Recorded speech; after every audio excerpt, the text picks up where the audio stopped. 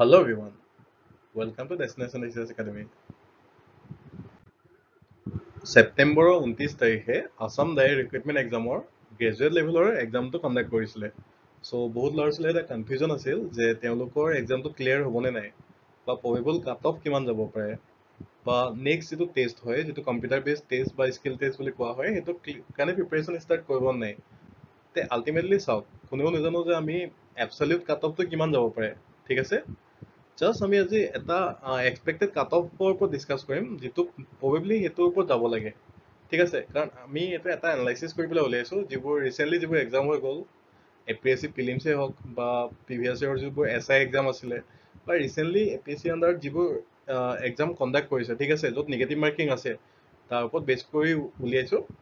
আপোনালোকে চাই যাওক, ভেলুবোৰ মানে পূৰা এপ্ৰপ্ৰিয়েট নহ'লেও এটলিষ্ট +- 2 এটা যদি ৰাখে তাৰ ওচৰে পাজৰে থাকিব। আৰু এইবাৰ গেট লেভেলত প্ৰায় 7,600টা পোষ্ট আছিলে, ঠিক আছে। আৰু এপ্লাই কৰিছিলে প্ৰায় 5 লাখে, 5 লাখ কেণ্ডিডেটে এপ্লাই কৰিছিলে, ঠিক আছে। আৰু এবাৰ এটা বস্তু ভাল কি হ'ল যে এবাৰ অভাৰলেপিং নাই, ঠিক আছে। আৰু যোৱাবাৰ কি হৈছিলে, যোৱাবাৰ বহুত অভাৰলেপিং হৈছিলে, সেইটো কাৰণে বহুত মানে মেৰিট কেণ্ডিডেটে যিবোৰ পাব লগা আছিলে তেওঁলোকে পোৱা নাছিলে। ছেকেণ্ড পইণ্টটো হৈছে এইবাৰ নিগেটিভ মাৰ্কিং আছে যিটো বহুত বেছি ইম্পৰ্টেণ্ট হয়, ঠিক আছে। যোৱাবাৰতকৈ সেইটো কাৰণে এবাৰ মাৰ্কছ ডিষ্ট্ৰিবিউশ্যন বা কাট অফটো বহুত ভেৰি কৰিব এই নিগেটিভ মাৰ্কিঙৰ কাৰণে। আৰু যিবোৰ কুৱেশ্যন আছিলে, যিটো 120টা কুৱেশ্যন আছিলে 1 মাৰ্ককে, বাকী 30টা কুৱেশ্যন আছিলে 2 মাৰ্ককে, ঠিক আছে। চ' যোনে যোনে এই 2 মাৰ্কৰ কুৱেশ্যনখিনি কৰিছে তেওঁলোকে বেলেগতকৈ অলপ হ'লেও এডভান্টেজ এটা পাব, ঠিক আছে। অ'কে, আমি এডিআৰই যিটো অফিচিয়েল ৱেবছাইট আছে আমি তাত গৈ পেলাই ৰিজাল্টটো চাই ল'ব পাৰিম। যেতিয়া কাট অফ দিব আপোনালোকে গম পাবই। আৰু যিহেতু অক্টোবৰলৈকে এক্সামেই আছে, অক্টোবৰ পাছতে দিব, ঠিক আছে। নৱেম্বৰ মানত দি পেলাই ডিচেম্বৰ মানৰ পৰা কম্পিউটাৰ ষ্টাৰ্ট হ'ব। চ' যোনে যোনে এটলিষ্ট আমাৰ কাট অফ ৰেঞ্জটোৰ ভিতৰত আছে তেওঁলোকে দেৰি নকৰিব আৰু প্ৰিপেৰেশ্যন ষ্টাৰ্ট কৰি দিয়ক, স্কিল বেছটো এটলিষ্ট ষ্টাৰ্ট কৰি দিয়ক, ঠিক আছে। অ'কে, আমি প্ৰথমতে গ্ৰেজুৱেট উইদাউট কম্পিউটাৰটো ডিছকাছ কৰিম, ঠিক আছে।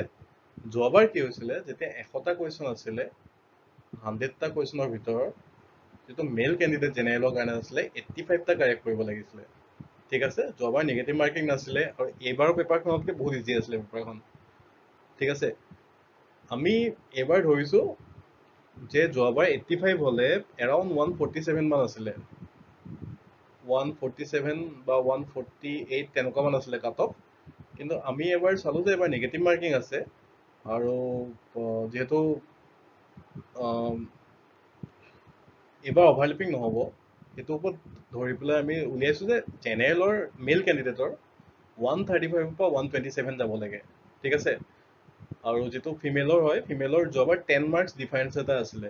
চ' এইবাৰ 10 নহ'লেও 120 পৰা 128 বা ইয়াতকৈ কম যাব, বেছি নাযায় বাৰু। OBCৰ কাৰণে তেনেকৈ 119 পৰা 126, ফিমেলৰ কাৰণে 112ৰ পৰা 118, SCৰ কাৰণে 113 পৰা 119, আৰু যিবোৰ ফিমেলৰ কাৰণে 101ৰ পৰা 108, ST প্লেইনৰ কাৰণে 102 পৰা 108, আৰু ST প্লেইন ফিমেলৰ কাৰণে 93 পৰা 100, ঠিক আছে।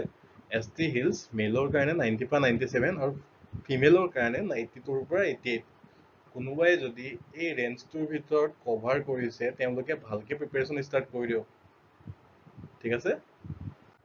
আৰু যিটো গ্ৰেজুৱেট উইথ কম্পিউটাৰ আছিলে তাৰ কাৰণে জেনেৰেলৰ মাৰ্কছ যোৱাবাৰ আছিলে মেল কেণ্ডিডেটৰ 72, এৰাউণ্ড 72টা যদি কুৱেশ্যন 100টা কুৱেশ্যনৰ ভিতৰত যদি 172টা কুৱেশ্যন কাৰেক্ট কৰিছে তেন্তে চিলেকশ্যন পাই গৈছে।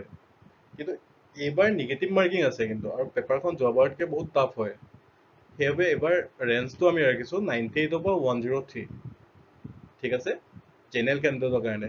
আৰু যিটো ফিমেলৰ কাৰণে 92 পৰা 98, চিমিলাৰলি OBCৰ কাৰণে 90 পৰা 95, ফিমেলৰ কাৰণে 84 পৰা 90, SCৰ কাৰণে 82 পৰা 87, আৰু ফিমেলৰ কাৰণে 74 পৰা 80, ST প্লেইনৰ কাৰণে 72 পৰা 77, আৰু ST প্লেইন ফিমেলৰ কাৰণে 64 পৰা 70, আৰু হিলছৰ কাৰণে 60 পৰা 65, আৰু ফিমেলৰ কাৰণে 54 পৰা 60।